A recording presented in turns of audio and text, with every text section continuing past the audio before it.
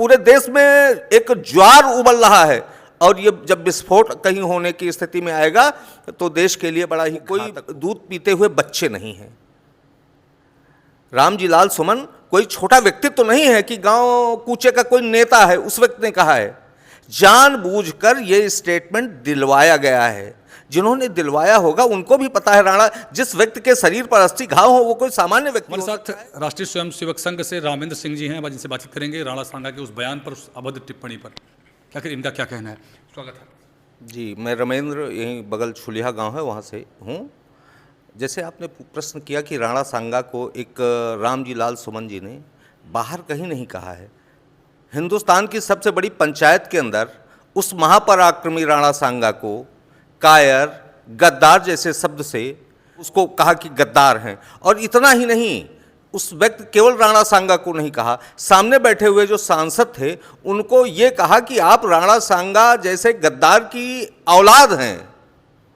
और इस देश के अंदर एक चल रहा है कि कैसे किसी को अपमानित करके वोट बैंक बटोरा जाए।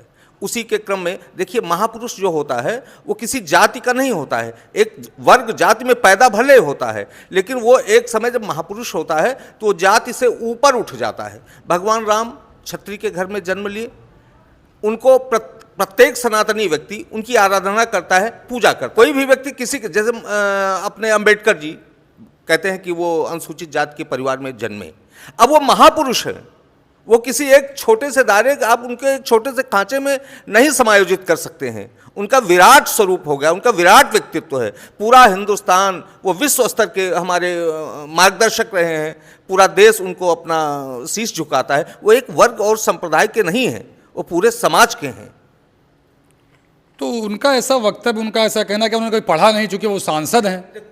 देखो, ऐसा है, जो हम अपना व्यक्तिगत बोल रहे हैं कि वो सब जानते हैं, वो कोई दूध पीते हुए बच्चे नहीं हैं। रामजी लाल सुमन कोई छोटा व्यक्तित्व तो नहीं है कि गांव कूचे का कोई नेता है, उस व्यक्ति ने कहा है। जानबूझकर ये स्टेटमेंट दिलवाया गया है। जिन्होंने दिलवाया होगा उनको भी पता है, राणा जिस व्यक्ति के शरीर पर 80 घाव हो वो कोई सामान्य व्यक्ति हो सकता है। जिसने अपना पूरा परिवार देश के लिए कुर्बान कर दिया वो कोई सामान्य व्यक्ति हो सकता है। एक अदना सा व्यक्ति आकर के सदन में उस व्यक्ति को निकृष्ट शब्दों से उसको बोले, ये भारत के स्वाभिमान और सम्मान के ऊपर प्रश्न चिन्ह है। ये भारत की एकता अखंडता को तोड़ने का प्रयास किया जा रहा है। तमाम हैं जिनके बारे में कोई नहीं बोल रहा है। आप महापुरुषों को छोटे छोटे खांचों में, जातियों में, अब राणा सांगा, महाराणा प्रताप, वीर शिवाजी, अब्दुल हमीद, ये कोई सामान्य व्यक्ति नहीं है।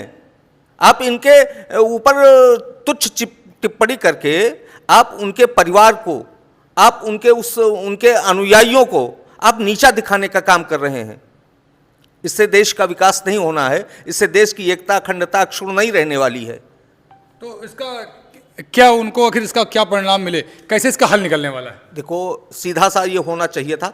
अगर उन्होंने त्रुटिवश या अनभिज्ञता के कारण उन्होंने सदन में ऐसा बोला था, तो उनके जो भी लीडर हैं या वो जो उनके जो भी सपोर्टर, आज की तारीख में जो सपोर्ट व्यक्ति उनका कर रहा है वो देश का हित नहीं कर रहा है। उनको चाहिए ये था, कोई इतनी बड़ी बात नहीं थी, चलिए गलती से, चलिए वो कहते हैं कि चलो ठीक है, एक माफ़ी, कोई इतना बड़ा वो जुर्म नहीं था कि वो माफ़ी मांग लेते आकर के कि भाई गलती से मुझे कह दिया है, मैं इसके लिए क्षमा चाहता हूँ, एक महापराक्रमी महायोद्धा के बारे में मुझसे गलत टिप्पणी हो गई, हमें ऐसा नहीं कहना चाहिए था, बात खत्म हो जाती। यदि इसको पॉलिटिकल वे में इस पूरे विषय को लिए जा रहे हैं।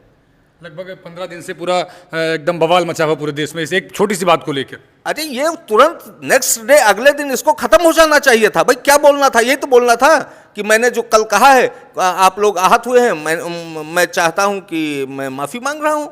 छोटी सी बात थी, अगले दिन कोई दूसरा काम करते। लगातार पूरे देश का जनतंत्र, ये क्या लगता है कोई वो क्षत्रियों के योद्धा थे? पूरे देश के योद्धा थे, पूरे देश के योद्धा थे।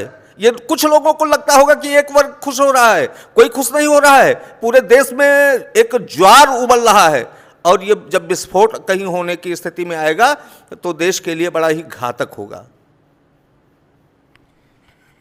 अगर ये विस्फोट कहीं होता है तो देश के लिए बहुत ही घातक होगा।